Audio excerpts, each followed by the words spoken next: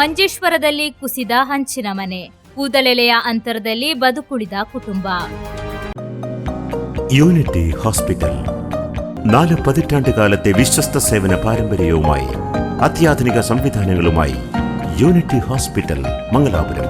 Phone 0824243155. Unity hospital. Expect life. Manjeshwar railway ನಿಲ್ದಾಣದ ಸಮೀಪವಿರುವ ವೇದಾವತಿ ಎಂಬವರ ಮನೆ ಹಠಾತ್ತಾಗಿ ಕುಸಿದು ಬಿದ್ದಿದೆ. ತೀವ್ರ ಶಬ್ದ ಕೇಳಿ ಎಚ್ಚೆತ್ತ ಕುಟುಂಬದವರು ತಕ್ಷಣ ಮನೆಯಿಂದ ಹೊರಗೆ ಓಡಿ ಬಂದುದರಿಂದ ಸಂಭವಿಸಬಹುದಾಗಿದ್ದ ಭೀಕರ ಅನಾಹುತವೊಂದು ಅದೃಷ್ಟವಶಾತ್ ತಪ್ಪಿದೆ. ಮನೆ ಕುಸಿದ ಪರಿಣಾಮ ಹಂಚಿನ ಚಾವಣಿ ಸಂಪೂರ್ಣವಾಗಿ ನೆಲಕಚ್ಚಿದ್ದು, ಮನೆಯಲ್ಲಿದ್ದ ವಸ್ತುಗಳಿಗೆ ತೀವ್ರ ಹಾನಿಯಾಗಿದೆ.